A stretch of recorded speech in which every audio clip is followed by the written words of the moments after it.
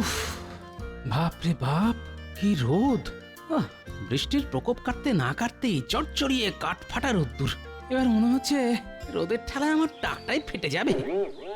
দূর দূর, কখনো মুষলধারে বৃষ্টি, আবার কখনো চড়া রোদ।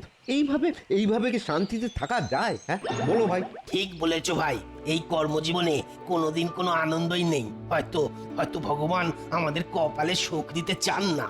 কি ব্যাপার চাষি ভাইরা, সবাই এরকম মনমরা হয়ে বসে আছে কেন? কি করব বলো গোপাল দাদা, জীবনে তো কোনো আনন্দই নেই।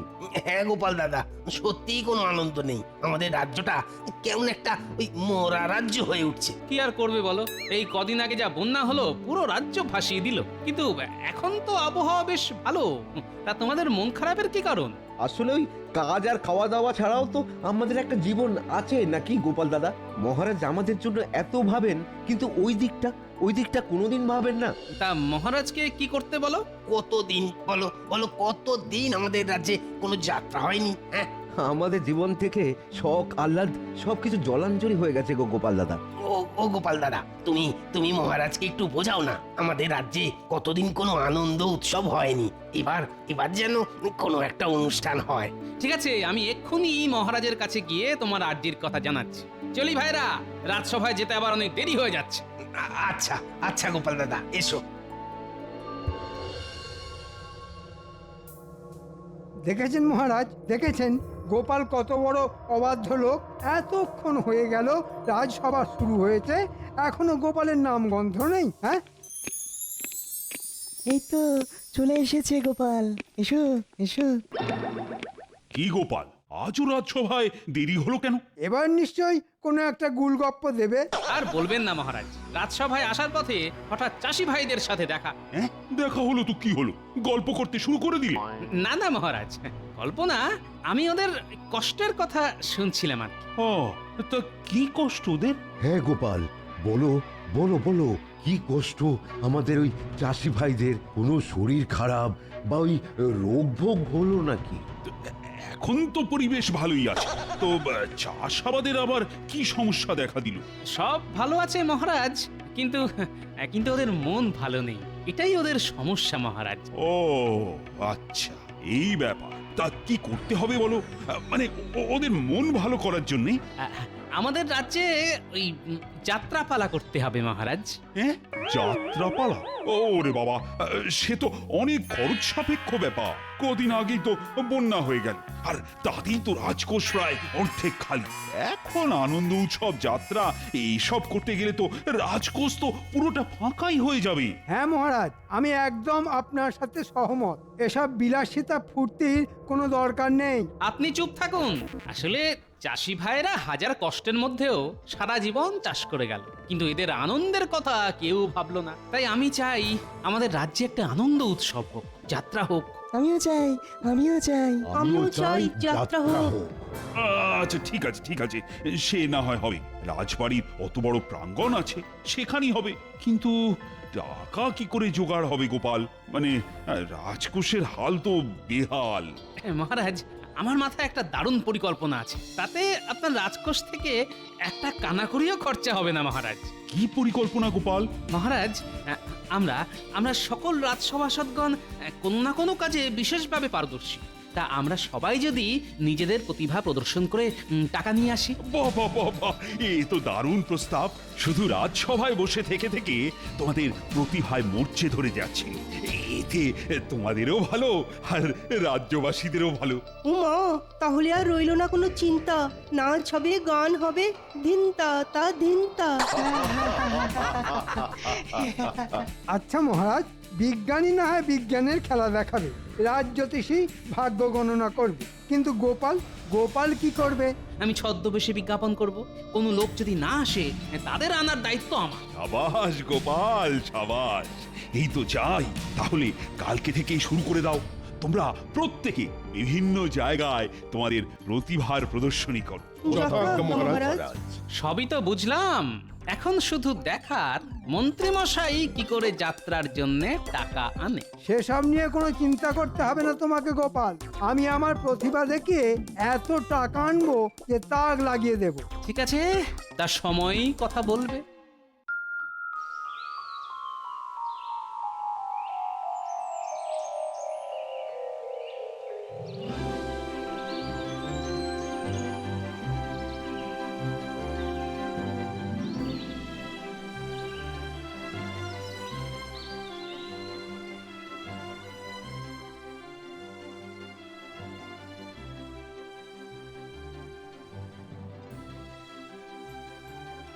আমি ওই একটা ওষুধপত্রের দোকান খুলবো।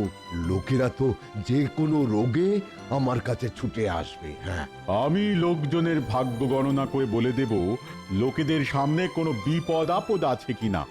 আমি তো অনেক রকম বিজ্ঞানের খেলা দেখাবো, আমার কাছে লোকজন আসতে বাধ্য। আমি শরীর চর্চা করব আর লোকজনকে ওই শরীর চর্চা করা শেখাবো। আমি আমার কবিতার বই বিক্রি করব, সাথে অনেকগুলো বই নিয়ে এসেছি। কিন্তু গোপাল তো এখনো এলো না। আমি আপনাদের পিছু পিছুই আসছিলাম, শুধু আমার ছদ্মবেশের কারণে আমাকে চিনতে পারেননি। মন্ত্রী মশাইও কিন্তু এখনো আসেননি। আসলে উনি তো বিশাল প্রতিভাধর ব্যক্তি, তাই বুঝতে পারছেন না কোন প্রতিভা দেখিয়ে লোকের কাছ থেকে টাকা রোজগার করবে। চলুন তাহলে, আর দেরি কেন? আপনারা সবাই ছোটখাটো করে আখড়া সাজিয়ে নিন, তবে কিন্তু একজন আরেকজনের কাছ থেকে কিছুটা দূরত্ব বজায় রাখবেন, কেমন? আচ্ছা গোপাল। শোনো শোনো শোনো সবাই, আমার কবিতার ছন্দ। এই কবিতা পড়ে সবার মুখ হবে বন্ধ, মনের ভাব ফুটে উঠবে, থাকবে না প্রতিভা ঢাকা। আমার পদ্য বইয়ের দাম মাত্র 10টি টাকা। চমৎকার, অসাধারণ, অনবদ্য, অনবদ্য। আপনার কবিতার তুলনা নেই। আমার আমার মন ভরে গেল। দিন দিন দিন, আমাকে আমাকে 10টা না না না 20টা কবিতার বই দিন। আমি আমার পাড়া প্রতিবেশী সকলকে উপহার দেব। এই এই চলো তো ওখানে গিয়ে দেখি ওই ওই লোকটা কি যেন একটা বিক্রি করছে। হ্যাঁ, চলো। কবিতার বই? আপনি আপনি কে মশাই? হ্যাঁ, আপনি কে? আমাদের রাজ্যে ওই এই কবিতার বই বিক্রি করছেন? আমি কৃষ্ণনগর রাজ্যের সভাকবি। পায়ের ধুলো দিন মশাই। আপনি মহারাজ কৃষ্ণচন্দ্রের সভাকবি। কি সৌভাগ্য! আপনার কবিতা পড়লে আমার মন ভালো হয়ে যাবে। এই নাও, তাহলে তোমার 20টা বইয়ের দাম হলো 200 টাকা। ধন্যবাদ, ধন্যবাদ।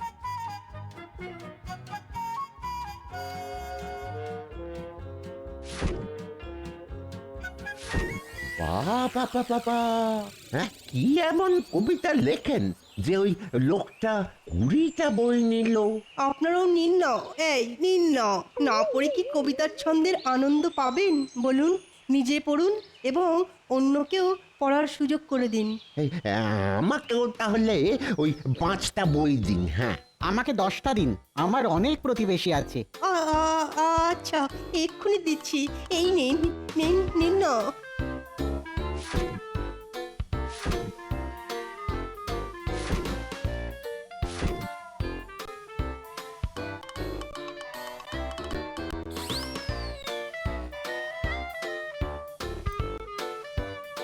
এই নাও সভাকবি, তোমার বই, আর আমার 200 টাকা ফেরত দাও। উহ, গোপাল, তোমার কি বুদ্ধি গো! শুধু বিজ্ঞাপন করে আমার 15টা বই মুহূর্তের মধ্যে বিক্রি হয়ে গেল। এই নাও তোমার দেওয়া 200 টাকা।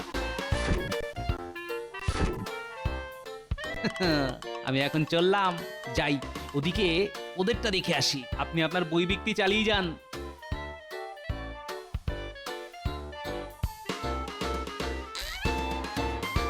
আসুন আসুন, মন খোলা মজার আনন্দ নিতে আমার কাছে আসুন। দেখে যান হরেক রকম বিজ্ঞানের ভেলকি।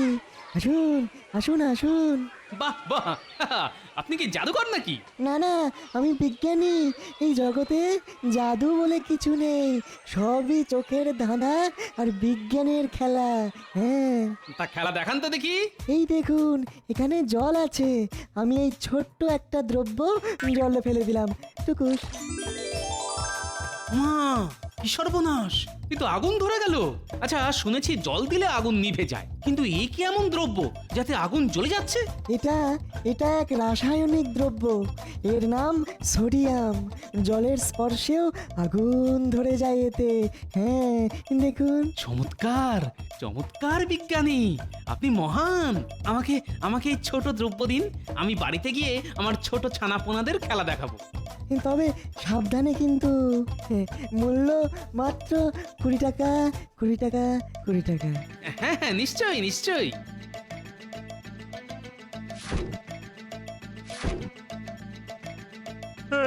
আমিও নেবো।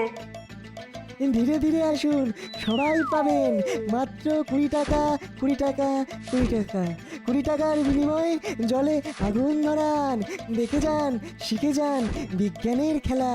আসুন আসুন আসুন। কি আজকে সবার কেমন রোজগার হলো? উফ, কি বুদ্ধি না বের করেছো গোপাল, হ্যাঁ? বিজ্ঞাপন, উফ, তোমার এই কেরামতিতে আজকে আমি যে টাকার ওষুধ বিক্রি করেছি তা আমার ওই 1 মাসের বেতনের চেয়েও অনেক বেশি। আমিও অনেক টাকা জোগাড় করেছি গোপাল। গোপাল, তোমার কোনো তুলনা নেই। আমি তো স্বপ্নেও ভাবতে পারিনি এত টাকা একসাথে নিজের চোখে দেখবো। কিন্তু সব টাকাই যে যাত্রাপালা অনুষ্ঠান করতে কাজে লাগবে। তাতে কি আছে গোপাল? প্রজারা আমাদের জন্য এত কিছু করে আর আমরা প্রজাদের জন্য এইটুকু করতে পারবো না? হ্যাঁ, এবার নিশ্চয়ই চাষি ভাইদের মুখে হাসি দেখতে পাবো।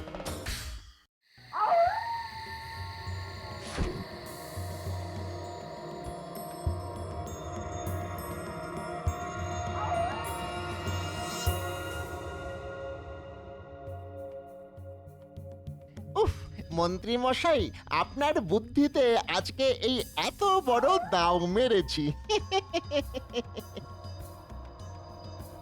ভাবা যায় জমিদার বাড়িতে চুরি, হ্যাঁ? হা, হা, হা, হা, হা। ওরে আস্তে আস্তে, যা টাকা রোজগার হয়েছে তার অর্ধেক আমরা ভাগ করে নেব, আর বাকি অর্ধেক দেব যাত্রাপালার খরচে। আরে রে রে রে রে রে রে রে রে। আরে রে রে রে রে রে রে রে রে। এত রাতে এই জঙ্গল দিয়ে কে যাচ্ছে রে? হ্যাঁ?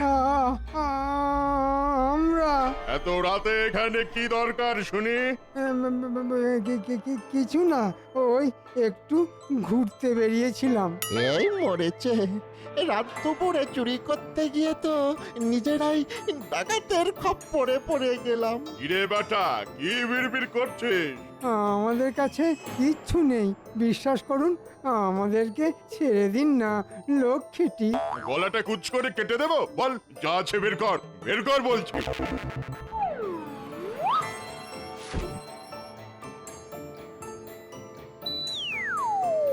ধু সব খাটুনি মাটি হয়ে গেল। বেশ সাব্বাস, এ তো অনেক গয়না, হ্যাঁ? কোথা থেকে পেলি, হ্যাঁ? আসলে ওই মানে ওই এই জমিদারের বাড়ি থেকে। ওরে হতভাগা, তোর মুখে কি কিছুই আটকায় না বলে দিলি? আমরা সব নির্দোষ, বিশ্বাস করুন। সব এই যে এনার কথায়, মানে ওই কৃষ্ণনগরের মন্ত্রী মশাইয়ের কথাতেই করেছি। এত বড় সাহস আমাদের গ্রামের জমিদার বাড়ি থেকে চুরি করা! আজ তোকে কেটেই ফেলবো। আমরা বাড়ি যাব, অনেক রাত হলো তো, আমার বউ ডাকছে, আয় আয় আয়, আমি বাড়ি যাব। যা যা, তোরা দুজন চলে যা। শুধু শুধু তোদের এই মাথাটাকে রেখে যা। হ্যাঁ, এটাকে আগে জমিদারের কাছে নিয়ে গিয়ে আচ্ছা সে ধোলাই দেবো। তারপর সকালে তোদের ওই রাজার কাছে নিয়ে যাবো। হ্যাঁ, সব তো ফেরত দিয়ে দিয়েছি, আবার মারধর কিসের জন্যে? চুপ বেটা, একে চ্যাংদোলা করে নিয়ে চল জমিদারের কাছে।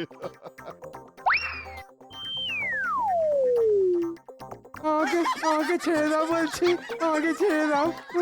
খুব খারাপ হয়ে যাচ্ছে, কিন্তু খুব খারাপ হয়ে যাচ্ছে।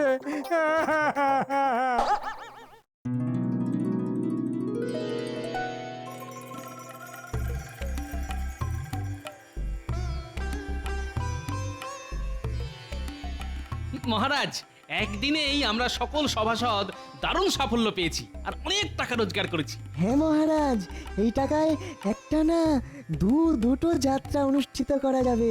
বাহ গোপাল, বাহ বাহ বাহ, বাহবা শুধু আমার নয়, সকল সভাসদদের প্রাপ্য। চমৎকার! তোমরা যে আমার রত্ন সেটা আমি জানতাম।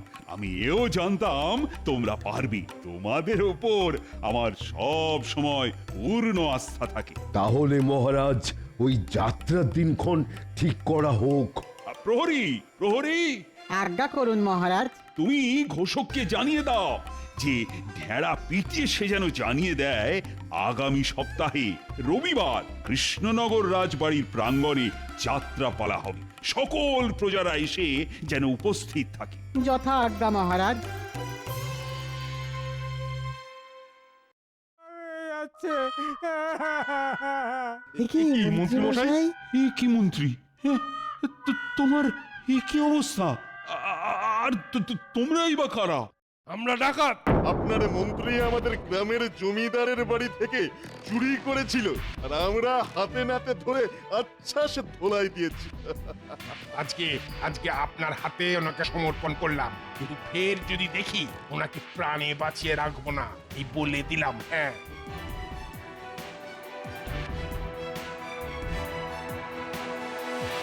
ছি ছি মন্ত্রী, ছি! তুমি তুমি তোমার প্রতিভা দেখানোর জন্য চুরি করতে গিয়েছিলে। ভুল হয়ে গেছে মহারাজ, ক্ষমা করে দিন। তোমার ভাগ্য ভালো, ওরা শুধু তোমাকে মারধর করে ফিরিয়ে দিয়েছে, নইলে আজ তোমার রক্ষে ছিল না। মন্ত্রীর চুরি ছাড়া আর কি প্রতিভা আছে বলুন? এইসব বলে আমাকে অপমান করবে না গোপাল। মহারাজ, আমি বলছি কি, সবই তো হলো, কিন্তু আমাদের কি যাত্রা হবে সেটা তো এখনো ঠিক হলো না। এই মরেছে, এটা তো একদম ঠিক কথা বলেছো রাজ জ্যোতিষী। ও গোপাল, গোপাল, যাত্রা হবে সেটার ব্যবস্থা তো হলো, কিন্তু কি যাত্রা হবে গো? আমি একটা যাত্রার কথা মনে মনে ঠিক করে রেখেছি। হ্যাঁ, কি যাত্রা? গান্ধারী বিলাপ, ভীমের সাথে দুর্যোধনের লড়াই, ভীমের হাতে দুর্যোধনের মৃত্যু, তারপর গান্ধারীর কান্না। ও দারুণ যাত্রা, বুদ্ধি, মারপিট, আনন্দ, দুঃখ, কান্না সব আছে। যাত্রা জমে যাবে মহারাজ। সাবাস সাবাস, কিন্তু অভিনয় কে করবে সেটা কি ঠিক করেছো? যাত্রায় 4টে চরিত্র আছে। গান্ধারীর অভিনয় করবেন আমাদের রানীমা, কৃষ্ণ হবেন আমাদের সভাকবি, আমি হব ভীম, আর দুর্যোধন হবেন আমাদের মন্ত্রী। হ্যাঁ, আমি তোমার হাতে মরবো? না না, এ হতে পারে না। আমি আর যেভাবেই হোক তোমার হাতে মরতে পারবো না।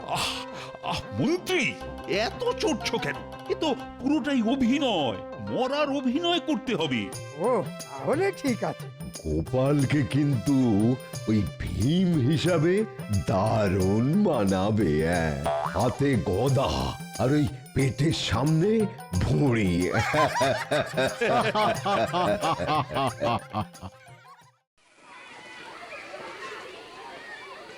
সত্যি গোপাল দাদার কোনো তুলনাই হয় না।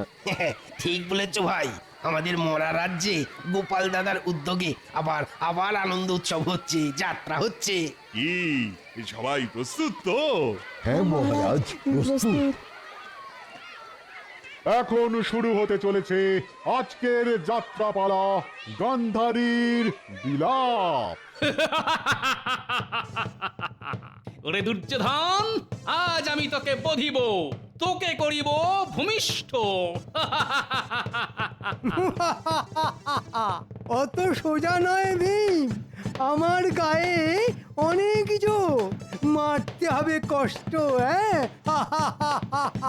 সে যতই শক্তিশালী হোস না তুই, এই গোদা দিয়ে বধিব আমি তোকে। তোমাকে তোমাকে আমি মারবো ভীম, আর হাততালি দেবে লোকে।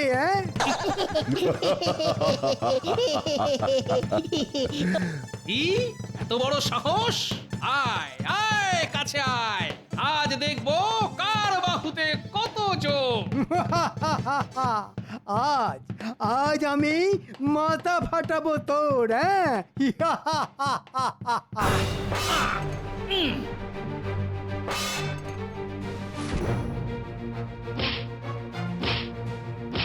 আমার গায়ে যতই মারো কিছুই হবে না তাতে। আমার গায়ে লোহার শক্তি, মায়ের আশীর্বাদ সাথে। ভীম, তুমি দুর্যোধনের উড়ুতে আঘাত করো, নইলে দুর্যোধন মরবে না। যথা আজ্ঞা প্রভু কৃষ্ণ। মা মা, আমি চললাম, আমি চললাম মা। আজ দুর্যোধনকে বিনাশ করেছি আমি, বিনাশ। দুর্যোধন কোথায়, কোথায় আমার দুর্যোধন? দুর্যোধন রণে বনে আকাশে বাতাসে, কোথায় আমার দুর্যোধন? দুর্যোধন, আমি দুর্যোধনকে বিনাশ করেছি, ধর্মের স্বার্থে অধর্মের পূজারীকে বিনাশ করেছি। না না না, এ কিছুতেই হতে পারে না, হতে পারে না। দুর্যোধন! টুকি, এই তো রানীমা, আমি এখানে, আমি বেঁচে আছি। এ কি করছেন মন্ত্রী মশাই? শুয়ে পড়ুন, শুয়ে পড়ুন। আপনি মরার অভিনয় করুন। নিকুচি করেছে মরে যেতে, আমি তোমার হাতে মরবো না। দূর দূর, এত ভালো যাত্রাপালা আর মন্ত্রী এসে সব শেষে ঘেটে দিল। তাহলে আর হাঁ করে দেখছো কি? মারো মন্ত্রীকে, মারো। ওরে বাবা রে, লাগছে লাগছে, আমাকে মারছো কেন? ওরে বাবা রে। তোমরা শান্ত হও, ওরে ছেড়ে শান্ত দে, হও। ছেড়ে দে রে বাবা, কি ছেড়ে দে। মুশকিল। লাগছে তো নাকি? না গোপাল দাদা না, এত খাটুনি করে যাত্রা করলে আর শেষে এসে কিনা ওই মন্ত্রী মশাই সব ঘেটে দিল। আজ আমরা ওই মন্ত্রীকে আর ছাড়বো না, ছাড়বো না, কিছুতেই না। বাঁচাও বাঁচাও! দাঁড়ান দাঁড়ান বলছি, দাঁড়ান, আজ আর কেউ আপনাকে বাঁচাতে পারবে না। তোমরা দাঁড়ান বলছি, দাঁড়ান। তোমরা থামো, থামো বলছি। কি মুশকিল রে বাবা, কেউ কথা শোনে না। থামো, থামো।